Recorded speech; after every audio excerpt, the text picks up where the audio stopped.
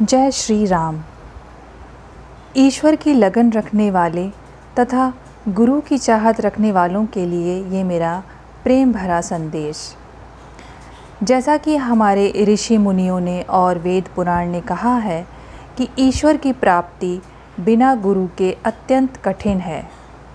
गुरु के सहारे ईश्वर को आप बहुत आसानी से पा सकते हैं, क्योंकि गुरु ईश्वर का ही साकार रूप होता है। आप ईश्वर को कैसे पूजेंगे, किसकी भक्ति करेंगे जब आपने उसे देखा ही नहीं है। इसीलिए ईश्वर की जगह गुरु की भक्ति करने को बताया गया है, क्योंकि गुरु के अंदर साक्षात ईश्वर निवास करते हैं। गुरु की आँखें ईश्वर की आँखें होती हैं। गुरु की ज़बान से ईश्वर की वाणी निकलती है। कन्नौज के उमरन गांव में परम संत महात्मा श्री राम सिंह राणा जी हुए हैं। उनको पर्दा किए 10 साल हो गए हैं, लेकिन वो एक पहुँचे हुए संत हुए हैं तथा उन्होंने हजारों लाखों लोगों का कल्याण किया है।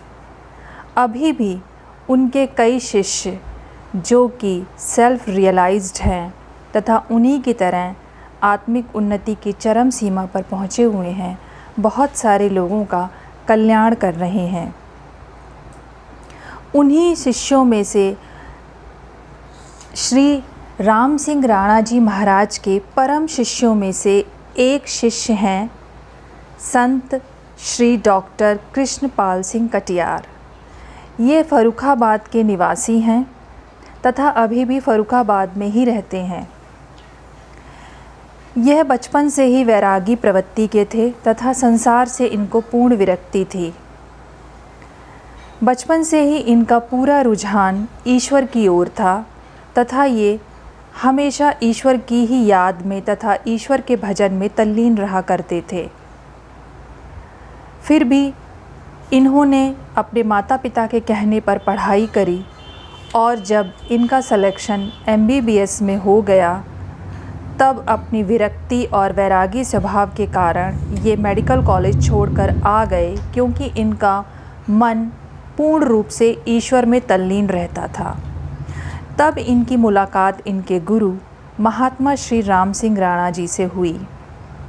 तब इनके गुरु महाराज ने इनको अपनी तवज्जो द्वारा इस तरह से मनाया कि आप पहले MBBS की पढ़ाई पूरी करें, उसके बाद आपकी आध्यात्मिक यात्रा आगे बढ़ाई जाएगी। अपने गुरु की आज्ञा अनुसार इन्होंने अपने MBBS की पढ़ाई पूरी की। उसके बाद गुरु की आज्ञा अनुसार ही इन्होंने नौकरी ज्वाइन करी।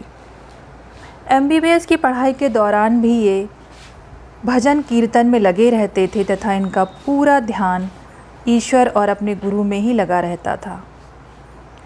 नौकरी करने में भी इनका मन नहीं लगा, क्योंकि ये पूर्ण रूप से वैरागी प्रवृत्ति के थे।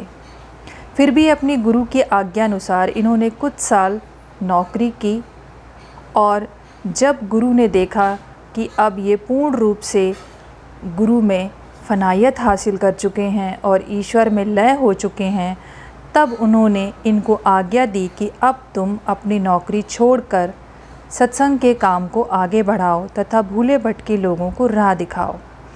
तब इन्होंने अपने गुरु की आज्ञा अनुसार अपनी नौकरी से त्यागपत्र दे दिया। उसके बाद से यह अपने गुरु की आज्ञा अनुसार उनके सत्संग को आगे बढ़ा रहे हैं तथा भूले भटके लोगों को राह दिखाने का कार्य कर रहे हैं।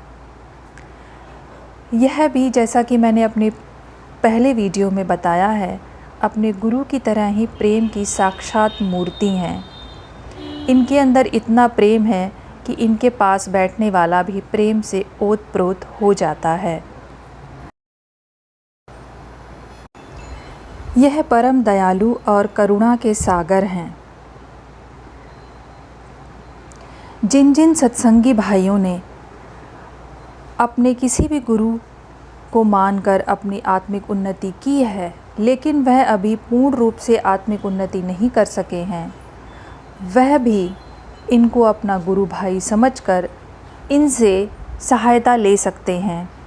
तथा जो लोग जो हमारे सत्संग से नहीं जुड़े हैं तथा ईश्वर की लगन रखते हैं, लेकिन उनको कोई गुरु नहीं मिल पा रहा है तथा वे सच्चे दिल से गुरु की तलाश कर रहे हैं, वह लोग भी अगर इनसे मिलना चाहते हैं तो नीचे कमेंट बॉक्स में आप उनका पता मुझसे पूछ सकते हैं।